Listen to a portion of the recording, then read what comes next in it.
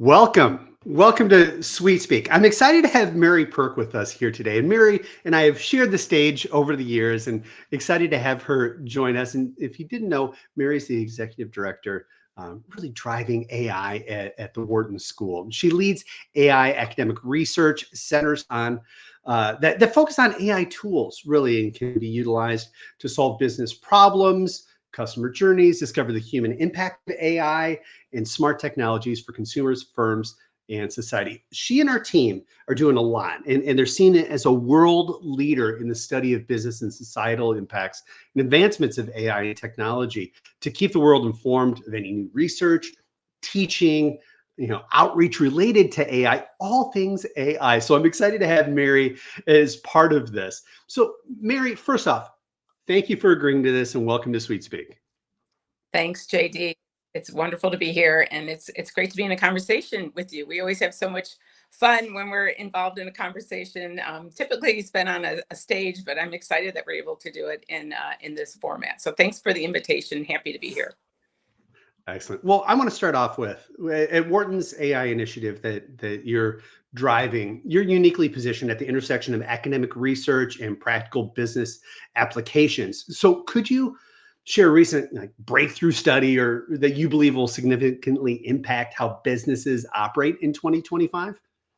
Well, first, I think one of it might not be completely unique, but the fact that we have a center where we are very efficient and interested in bringing in businesses to work very closely with our students and our faculty members to work on what they're facing in real time. And this is such a benefit to our faculty and students because they can see what companies need to solve for now, which helps drive some their interest in their research.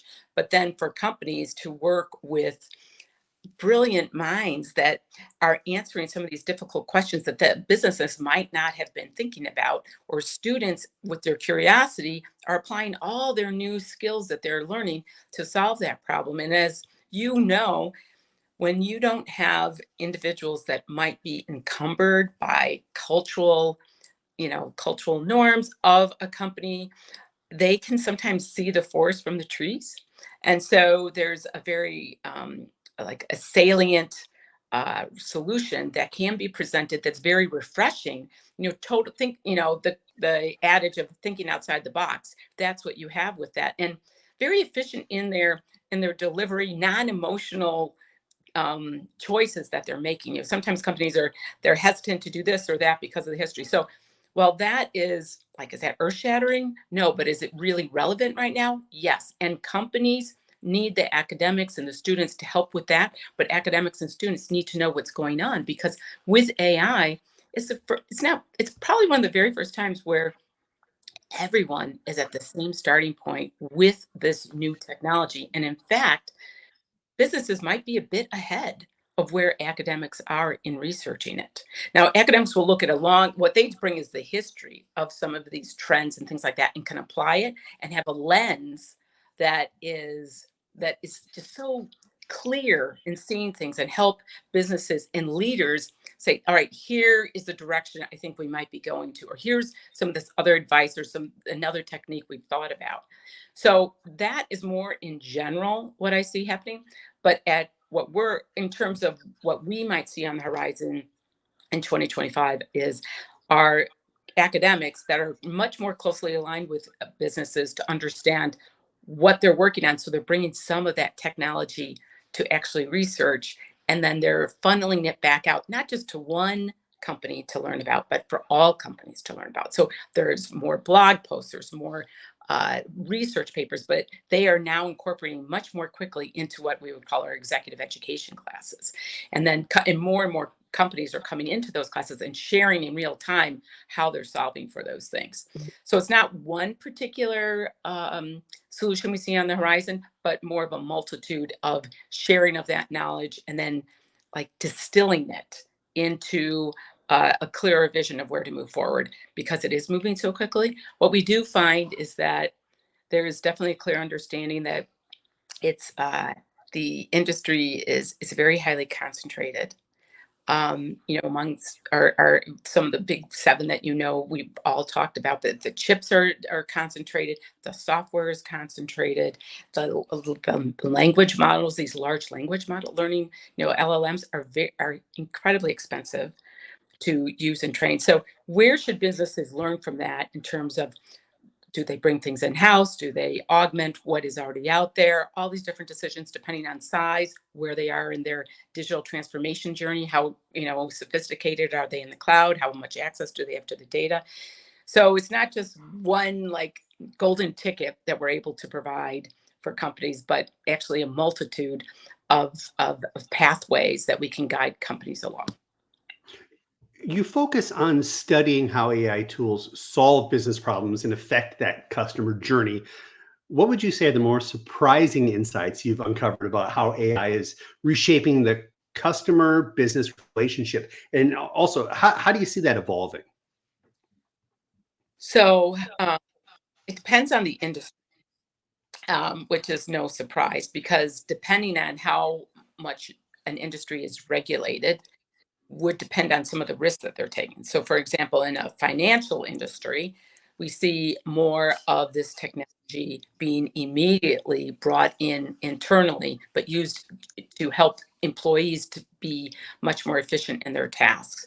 For example, JP Morgan just recently announced that they have their LLM called LLM Suite that's going to be used internally for everyone to use, from looking up how to answer some difficult questions from a customer, to looking at all the legal documentation that has to be filed, to detecting fraud, looking at those cases much more quickly. But they're not using it per se customer facing, where a customer would call in and just solely be, uh, all their things would be handled by a virtual agent. But that's coming. So, I mean, companies are realizing, this technology is really incredible. But some companies have to use it both internally before a customer might be fully facing agent. Now, in another instant, we have some companies that are using these, really moving forward with their virtual assistants with their customers and their customer journey. But it has to be fully baked. Has to be fully baked in that journey. And also because customers are coming in at different entry points, to make sure it's consistent. I do think that customers are going to be expecting with this technology that companies are very responsible in how they use it, but that they need to start using it. So, one of the first things we'll say to companies is, they have to definitely understand where their risk tolerance is and where their risk exposure is within their customer journey, or within, if they're in a highly regulated industry, which would both be like healthcare and in banking. But you can certainly use the technology internally to make your processes more effective and that customer journey more seamless. As an example, I just had I went through something in the medical system, and it was the very first time where I had checked in, and I didn't even have to show an insurance card, or I think the only thing they asked me was my date of birth. I mean, remember when you would have to check into something? It's like, oh, here's a credit card, here's my insurance card, here's my Here's date my of birth. Costco card. You threw it all out there. Yeah. And you were sitting at a desk, and you had to remember, like, it was like 6 pages of paper you're filling out. Well, so I think a lot of the AI now is they're finally connecting all these systems together, and they're making it easier to contact you via text. And if they don't hear from you, then they give you a phone call. I mean, they actually took all my information and made that experience. See, I mean, it was a miracle. It was actually, I'm like, oh my God, this is a medical miracle. I hadn't even considered yet. So I think that it depends on it depends on the company how you're using AI, but you can definitely use it, and you need to start using it and identifying those use cases. The most common use cases are for documentation, summary, and like data analytics. The next one is chatbots, and that's going to move into virtual assistants and virtual agents, which really will take some of the humans out of the loop. So, looking ahead to 2025 and beyond, what do you believe are the most critical skills for business leaders to develop as AI becomes more integrated into strategic decision making? For both, well, for business leaders, I believe it was one, everyone has to get up to speed on what the technology is. So education is key. Like understanding the basics of what is this technology? How did it start? How did we progress from regressions to neural nets to machine learning to transformer models? I mean, just understanding that is it's not hard to understand. I mean, that's history. That's history of technology. Then I think it's very so having that basic understanding that imaging and audio is coming into these models into generative AI. Understanding the difference between structured data and unstructured data. So understanding the terms and then understanding what is your technical stack and what is it based on, like what are the critical components of your not only your infrastructure but in the industry in the world, like what are we most dependent on? We're dependent on computing power. We're dependent on, which also translates into money to buy the computing power, and we're dependent on data, your data. How are you managing your data, and maybe data that you're going to continue to ingest, because you're 80% of your new data that you're going to ingest is what we call unstructured data. It's the conversations with your customer. It's the reviews that people are putting in online. It's video, it's images. So that is coming. It's not going to be just the transactional data of your bank account, which I'm just making it from a simplistic standpoint. Our transact or point of sale data, that's going to be 20% of it. It's all this other unstructured data. And then the last thing, so it's computing power or resources, it's data, and then the last one is talent. And how are you looking ahead? And it's, they always say, you won't be replaced by AI, you'll be replaced by someone who uses AI. Now, in some instances, maybe some people are going to be totally replaced by AI, but that's a little bit of ways. But it is something to be thought about. And how are you going to train your current, your current talent pool, and how are they going to be more efficient by using AI? And we just did a study actually about, it was like a pulse on AI in the industry. It's the second year that we're doing this. We're doing it with a company, GPK Collective. And what we looked at perceptions, employees' perceptions. And previously, everyone was either they were in awe and excited about AI, and they were a little skeptical about it. And I don't want to say fearful, but skeptical. That was last year. This year, a lot of those emotions or adjectives were translated into experimentation, wanting to learn. And so moving from this kind of like, oh my gosh, this is so exciting.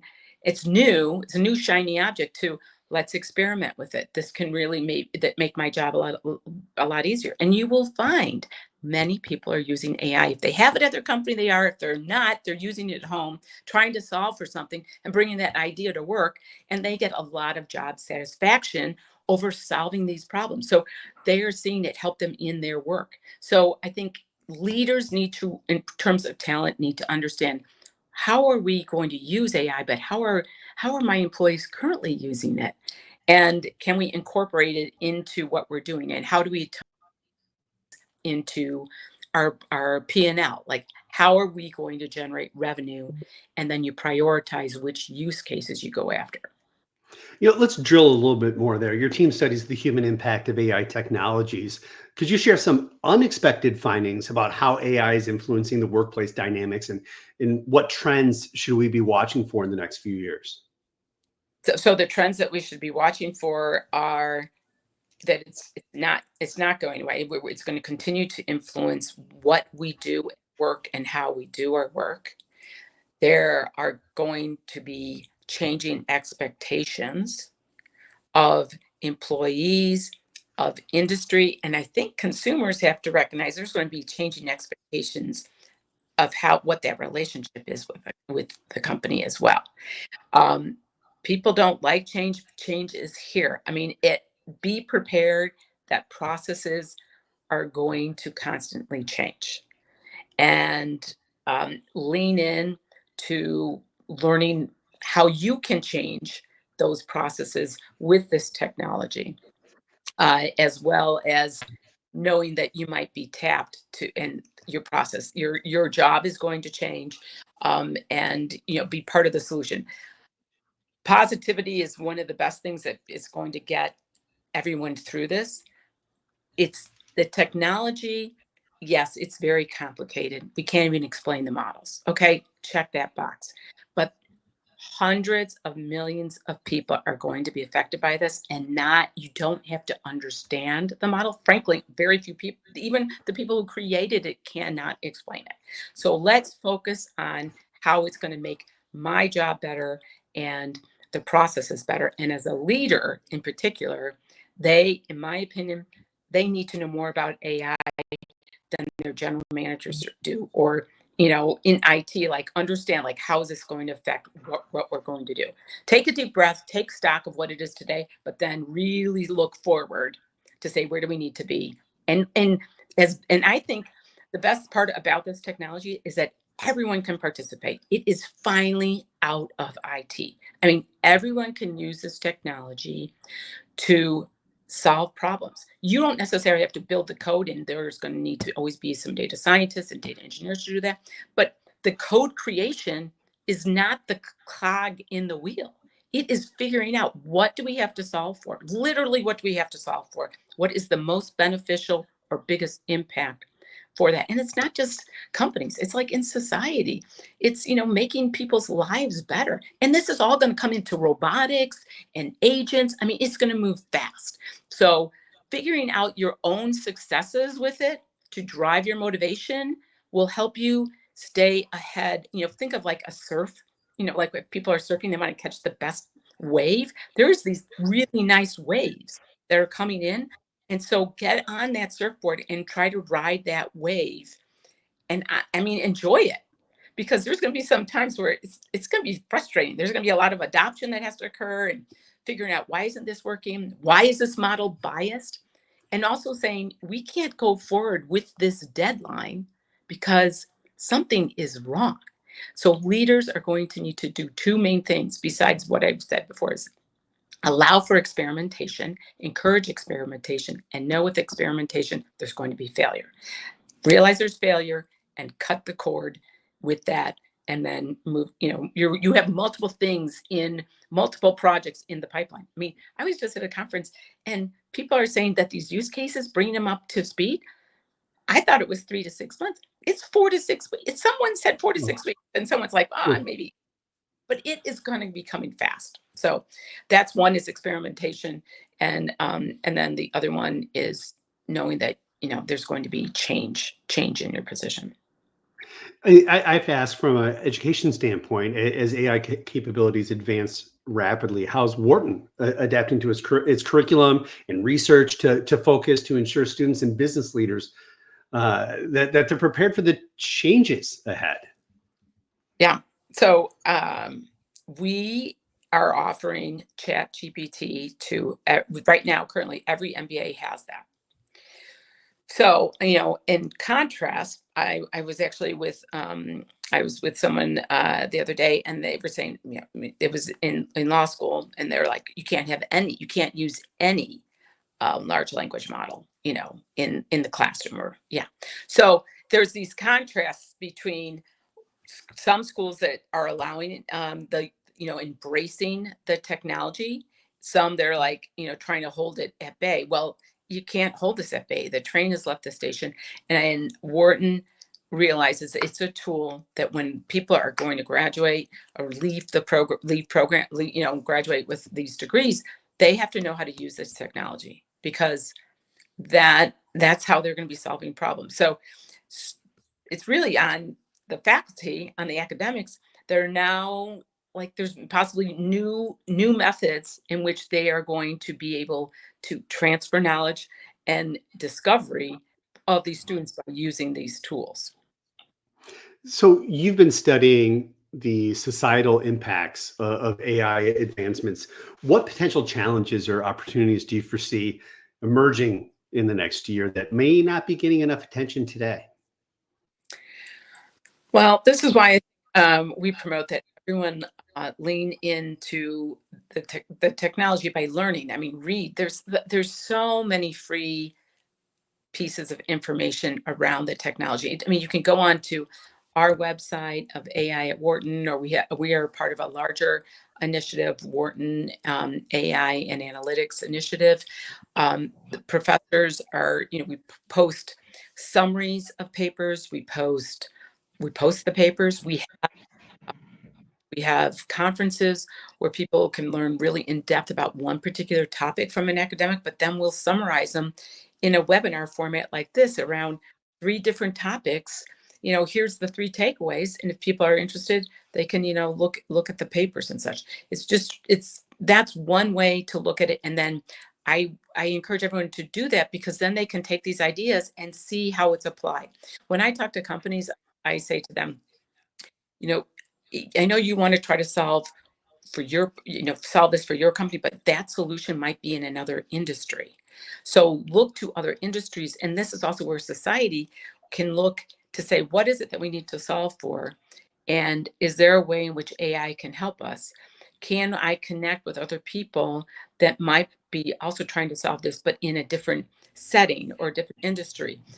If you are a large company, this is from our study, you likely have not been able to provide AI into like for your whole workforce, because there's all these different, regulations and just stopgap measures you have to put in to make sure it's safe for everyone to use and things aren't leaked out. So in those instances, it might be better if you look at smaller companies within your industry, because they're more nimble, more flexible, and they're using that technology and then solving that you also have to solve for, and then you might be able to adapt to that particular playbook. So it's just I think from our perspective in society and how it's going to have that impact, it can solve for more efficiency in like if you have to roll out vaccines, or if you have to roll out different programs, like for educating students around AI. How are we going to be much more efficient with that? Everyone now has the internet, and particularly in the US, I mean, everyone has access to that. So with all these new like video and everything, we should be able to help people solve and have access to everything. It should be more of what looked at as a way in which to democratize technology. And when you democratize technology, people can be more creative in solving problems that are not only within industry, but particularly within society. So I hope that as educators, that's one of the things that we're able to do is showcase how we can democratize access to technology. Wonderful. Mary, our time goes so quick here. It was a great conversation. Tell me, what do you have going on right now? And I know the Wharton School is doing a lot in this space as well. Talk to me, what's the world look like today for you? We have hackathons. We have company engagement programs. We have seminars on all different types of topics, from sports to healthcare, neuroscience, to in the workplace. Specifically with AI at Wharton, we have two main conferences each year. One in the fall in San Francisco, that's all about all general AI applications in business, and in the spring, it's more about in the workplace and management. But we have executive education classes around accountable AI and general AI and AI, just AI specifically, how it's being rolled out. Ethan Malik and Lilac Malik have a new lab called Generative AI, where they're always every single new AI application that's coming out, if from the bigger large language model providers, how's that going to impact us? How are Ethan's talking about how agents are going to possibly, are they here sooner than we think? So I would just recommend visit our website and stay engaged. There's something for high school students. There's something obviously for college students. There's something for people that are currently within their companies that are wanting to learn faster. And then, people who want lifelong learning. But reach out to us and provide ideas to us what we can do to, provide more information to you all so that we can be on this journey together and solve a lot of problems. Wonderful. Mary, thank you so much for joining us today. Thanks, JD. Happy to, it was my pleasure. Thank you.